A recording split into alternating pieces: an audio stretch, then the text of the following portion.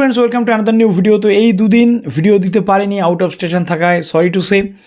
তো আজকে অন্নপূর্ণা যোজনা নিয়ে একটা গুড নিউজ নিয়ে চলে এসেছে আপনাদের সবার জন্য। তো যারা নতুন আছেন অবশ্যই চ্যানেলটিকে সাবস্ক্রাইব করে পাশে থাকা বেল আইকনটি ক্লিক করে দেবেন, যাতে সমস্ত তথ্যগুলো আপনার টাইম টু টাইম এখান থেকে পেয়ে যান। এই অন্নপূর্ণা যোজনার টাকা সংক্রান্ত যে সমস্যাটা চলছে, ভেরিফিকেশান, পরবর্তী ক্ষেত্রে সমস্ত যে আন্ডার এনকোয়ারি থেকে শুরু করে এইগুলো কোনো মতেই চেঞ্জ হচ্ছে না, এই দেখে রীতিমতো সরকারের অন্দরমহলে কিন্তু আলোচনা শুরু হয়ে গেছে।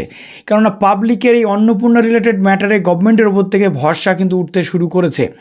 আর ঠিক সেই কারণেই বাকি যারা আছে, যারা এখনও ইনক্লুডেড হয়নি অন্নপূর্ণাতে, তাদের জন্য অতি দ্রুত ব্যবস্থা নেওয়ার উদ্যোগ নিল কিন্তু সরকার। তো নড়ে চড়ে বসলো এক প্রকার বলতে গেলে সরকার।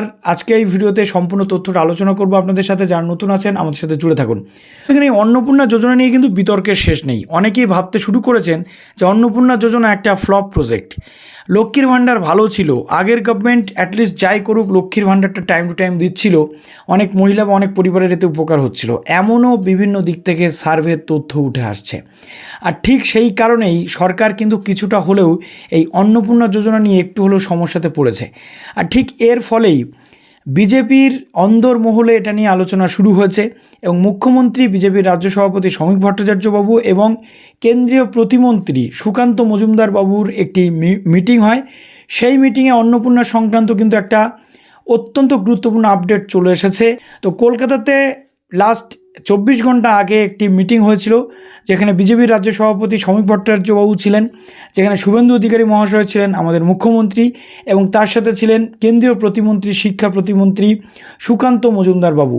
তো তাদের একটি বৈঠক হয় এবং মানুষের যে ক্ষোভ, মানুষের যে এক প্রকার বলতে গেলে অবিশ্বাস জন্মাচ্ছে, সেই খবর কিন্তু তাদের কাছেও পৌঁছেছে।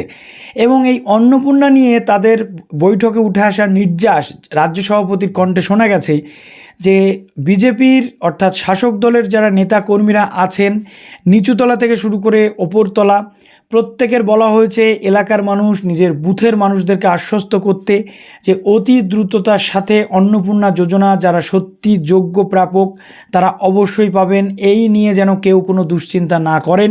এবং যে ভুল বার্তা ছড়াচ্ছে অন্নপূর্ণা যোজনা নিয়ে, সেই ভুল বার্তা থেকে যেন সবাই দূরে থাকেন এবং যেন অবিশ্বাসের জায়গা তৈরি না হয়। অন্নপূর্ণা যোজনার কাজ চলছে, অতি দ্রুততার সাথে অন্নপূর্ণা যোজনার এই টাকা কিন্তু ব্যাংকে ঢুকে যাবে।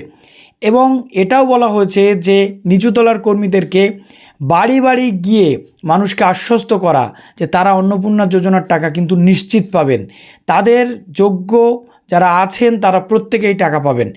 এবং এই নিয়ে আরও যে বক্তব্যগুলো উঠে আসছে সেটা হলো যে লাস্ট মে মাস থেকে লক্ষ্মীর ভাণ্ডার তো কেউ পায়নি, অন্নপূর্ণা যোজনার টাকা লাস্ট 2 মাস ধরে তো কেউ পাচ্ছেই না সেইভাবে। মে জুনে অনেকেই পায়নি, জুলাইতে অনেকে পেয়েছে, কিন্তু বক্তব্য হচ্ছে যে 3000 টাকা করে কেন পাবে? লাস্ট যে টাকাগুলো ডিউ আছে সেই টাকাগুলো কি পাবে কি পাবে না? 3000-এর জায়গাতে 6000 করে ঢুকবে নাকি কত করে ঢুকবে, এটা নিয়ে কনফিউশন। এবং এটা কবে ঢুকতে চলেছে? 20 তারিখে টাকা কিন্তু ঢোকেনি।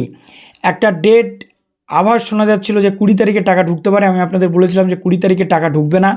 এই টাকা যদি ঢুকে আগস্ট মাসের প্রথম দিকেই কিন্তু এই টাকাটা ঢুকবে, যেটা প্রত্যেক মাসের শিডিউল থাকে, তার আগে কিন্তু ঢুকবে না। এখন দেখার মুখ্যমন্ত্রী কোনো স্পেশাল ঘোষণা করছেন কি করছেন না। তো চলুন ভিডিওটি এই পর্যন্ত রইল। আর যারা যারা যোগ্য রয়েছেন আন্ডার এনকোয়ারি থেকে নেক্সট প্রসেসে যাচ্ছে কিনা সেটা দেখা। তো চলুন ভিডিওটা এখানে শেষ করুন। ভালো থাকুন সবাই, বেস্ট অফ লাক।